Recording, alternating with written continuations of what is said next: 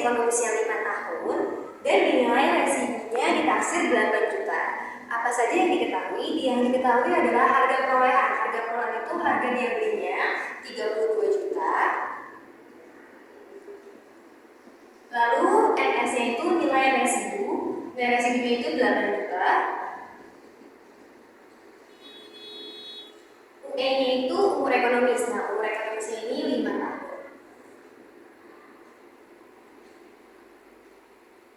Nah, selanjutnya kita akan menghitung bagaimana caranya menghitung penyusunan metode garis lurus. Penyusunan metode garis lurus itu dengan rumusnya itu HP dikurang NS dibagi UE. Jadi HP-nya ini kan 32 juta.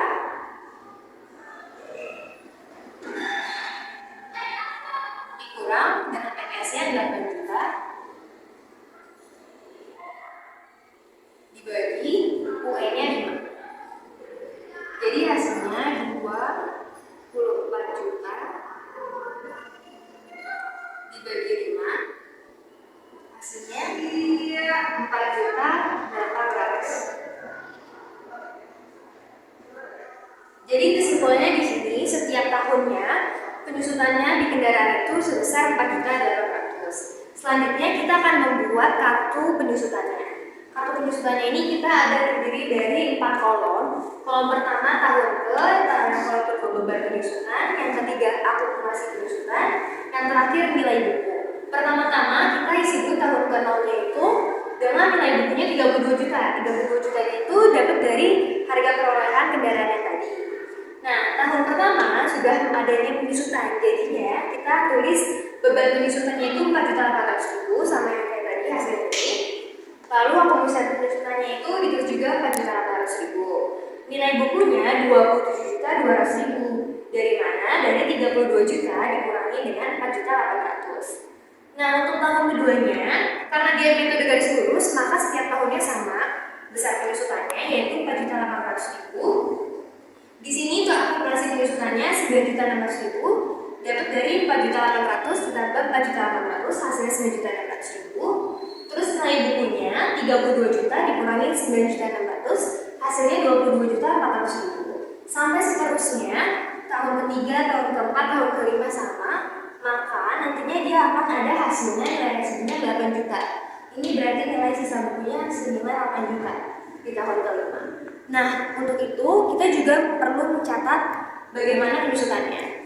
Dengan jurnal yang seperti ini, beban penyusutan kendaraannya 4.800.000 didebit pada akumulasi penyusutan kendaraannya 4.800.000 dikredit.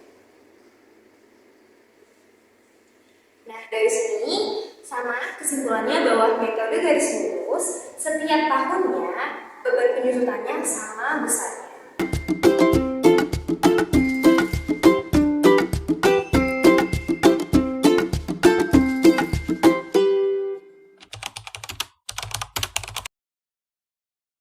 Nah, yang tadi itu merupakan contoh soal dari metode angka tahun. Dari soal tersebut kita mau tahu nih yang diketahuinya apa aja sih? Ada 3, yaitu HP harga perolehan sebesar 100 juta, umur ekonomisnya 4 tahun, nilai residunya yaitu sebesar 1 juta. Nah, dan metode angka tahun ini berbeda dengan metode garis lurus. Jadi caranya ini kita harus mengetahui nih tahun penyusutannya ini ada berapa.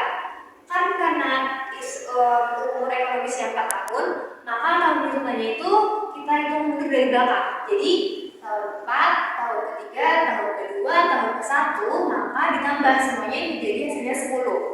Nah, untuk caranya ini kita buatnya dari kartu penyusutannya dulu. Tahunnya itu kolomnya ada 4, ada tahun ke, beban penyusutan, akumulasi penyusutan, sama nilai buku. Yang pertama sama kayak yang sebelumnya juga, ditulis tahun ke-0, nilai bukunya sebesar 100 juta, dapat dari harga perolehannya. Lalu tahun pertama, bagaimana cara menghitungnya? Yaitu 4/10. 4-nya ini berarti di tahun pertama masih ada 4 tahun lagi penyusutannya. Jadi 4/10 dikali 100 juta dikurangi dengan 1 juta. HP dikurang NS. Maka hasilnya 39.600.000. Lalu kita isi di akumulasi penyusutannya 39.600.000. Maka nilai bukunya yang didapat adalah 100 juta dikurang 39.600.000. Hasilnya 60.400.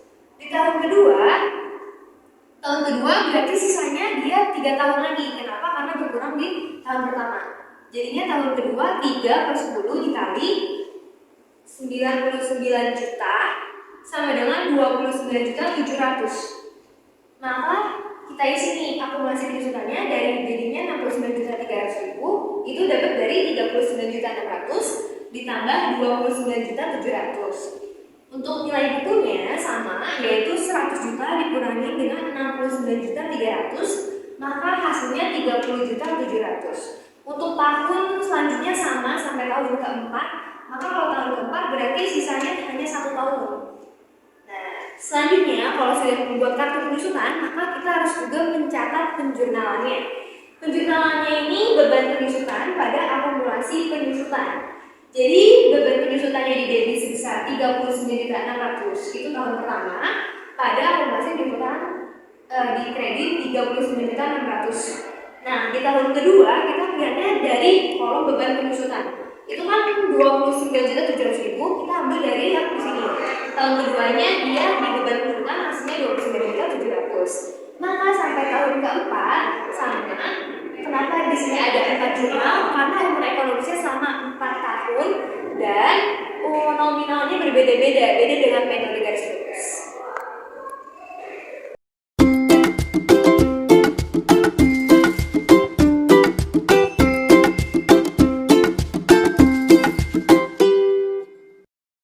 Berikut merupakan contoh soal dari metode saldo menurun ganda. Di sini tertulis bahwa tanggal 2 Januari PT Garuda membeli sebuah mesin fotokopi merek Xerox dengan harga perolehan 20 juta, taksiran umur ekonomisnya selama 5 tahun. Dan di sini kita disuruh membuat metode saldo menurun ganda. Apa saja sih yang kita ketahui di sini? Dari soalnya itu ada harga perolehan sebesar 20 juta. Lalu umur ekonomisnya selama 5 tahun. Nah, untuk saldo menurun ganda ini berbeda dengan metode yang lainnya, karena di sini kita harus mencari tarif penyusutan garis lurusnya terlebih dahulu, yaitu 100% dibagi dengan umur ekonomis, yaitu 100% dibagi dengan 5, hasilnya 20%. Karena metode ini merupakan saldo menurun ganda yang artinya harus dilipatkan 2, maka persenan tarif gandanya yaitu 2 dikali dengan N. N ini dari tarif penyusutan garis lurus yang ini. Jadinya 2 dikali 20% sama dengan 40%. Nah, selanjutnya kita akan mencari tahu bagaimana beban penyusutan untuk tahun pertama dan sampai kelima. Di sini kita pakai kartu penyusutan sama kayak tadi, kolomnya ada 4, tahun ke, beban penyusutan, akumulasi penyusutan, nilai buku. Yang pertama kita tulis yaitu tahun ke nolnya, nilai bukunya 20 juta, dapat dari harga perolehannya. Lalu tahun pertamanya 40% dikalikan dengan tarif ganda yang tadi, 40% dikali 20 juta nilai buku sebesar 8 juta. Lalu kita isi di sini akumulasi penyusutannya berarti sebesar 8 juta. Untuk nilai bukunya caranya itu 20 juta dikurangi dengan akumulasi penyusutan, jadinya 20 juta dikurangi 8 juta sebesar 12 juta. Nah, untuk tahun keduanya sama, kita pakai persenan 40%. Lalu dikalikan dengan nilai buku. Nilai buku di sini terakhir 12 juta. Berarti 40% dikali 12 juta, hasilnya 4.800.000. Untuk akumulasi penyusutannya, pengisiannya bagaimana? Sama seperti yang tadi, yaitu 8 juta ditambah 4.800.000, maka hasilnya 12.800.000. Untuk nilai bukunya berarti 20 juta dikurangi dengan 12.800.000, yaitu 7.200.000. Untuk tahun ketiga sampai tahun kelima sama seperti cara yang tahun pertama dan kedua. Dan maka hasil terakhir dari nilai bukunya itu sebesar 1.555.200. Nah, untuk itu kita membuat jurnalnya juga untuk mencatatnya. Jadi tahun pertamanya ini beban penyusutan mesin itu diambil debitnya dari yang sini. Kolom beban penyusutan 8 juta. Maka kita tulis debitnya 8 juta.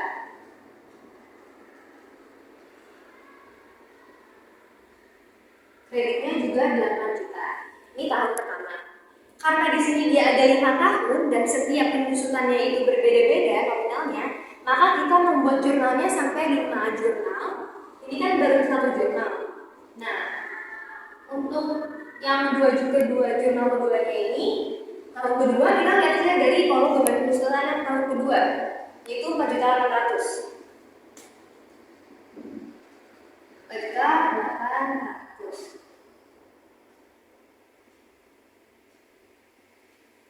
Nah, untuk seterusnya dari tahun ketiga sampai kelima itu sama. Kita pakai keterangannya juga sama, beban penyusunan mesin pada akumulasi penyusunan mesin. Untuk nominalnya kita lihat dari misalnya tahun ketiga kita mau cek jurnal tahun ketiga, maka nominalnya sebesar 2.880, di debit kreditnya 2.880 sampai tahun kelima seperti itu.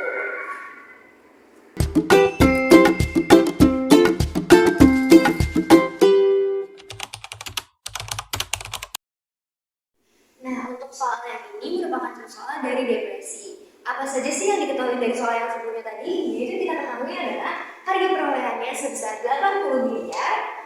Karena tidak ditulis resuminya, maka kita anggap saja 0 rupiah.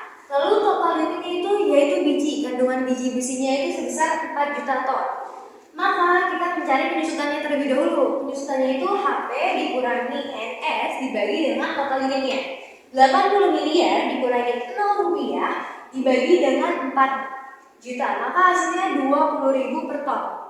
Maksudnya adalah 1 tonnya itu seharga 20.000. Karena dia setiap tahunnya mengalami penyusutan sebesar 150.000 ton, maka kita akan mencari 150.000 ton itu berapa jumlah harganya, total harganya. Tinggal dikalikan dengan 20.000. Jadi 20.000 dikali dengan 150.000 ton, hasilnya sebesar 3 miliar. Nah, karena kita mengalami penyusutan, maka kita juga harus mencatat penjurnalannya. Mencatat penjurnalannya itu yang pertama kita mencatat saat dia memperoleh atau saat dia membeli. Berarti tambangnya bertambah, kasnya berkurang. Nominalnya kita ambil dari harga saat kita membeli, yaitu harga perolehan 80 miliar di debit, dan kas berkurang di kredit 80 miliar. Nah, untuk selanjutnya kita buat jurnal depresinya. Jurnal depresinya itu beban depresi tambang pada akumulasi depresi tambang sebesar 3 miliar di debit dan 3 miliar di kredit, kita ambil dari depresi per tahunnya. Nah, jika kita mengetahui tersebut, maka kita juga akan dapat mengetahui neracanya. Neracanya itu bagaimana caranya? Jadi kita tinggal pengurangan saja dari tambang dikurangi dengan akumulasi depresinya per tahunnya. Jadi 80 miliar dikurangi dengan 3 miliar, maka hasilnya adalah 77 miliar.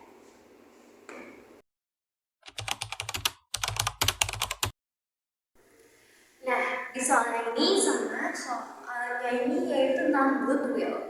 Yang kita ketahui dari soal yang tadi sebelumnya itu bahwa harga perolehannya sebesar 1,5 M, lalu saat transaksian aktifanya, transaksinya itu sebesar 2,4 M dengan utangnya sebesar 1 M. Jika kita ingin mencari goodwill itu berarti dengan HP dikurangi dengan aset bersih. Tapi karena di sini kita belum mengetahui aset bersihnya berapa, maka kita hitung aset bersihnya terlebih dahulu, yaitu dari aktifan transaksinya itu 2,4 M dikurangi dengan utangnya sebesar 1 M. Maka sisanya aset bersihnya itu ada 1,4 M. Nah, selanjutnya kita ke tahap yang selanjutnya itu goodwill. Mencari goodwillnya itu berapa? Berarti harga perolehan dikurangi dengan aset bersih. Harga perolehannya itu 1,5 M dikurangi dengan 1,4 M, maka hasilnya sebesar 100 juta. Nah, untuk mencatat penjurnalannya yaitu goodwill pada kas, karena goodwillnya bertambah, yaitu goodwillnya sebesar 100 juta di debit dan kasnya sebesar 100 juta di kredit.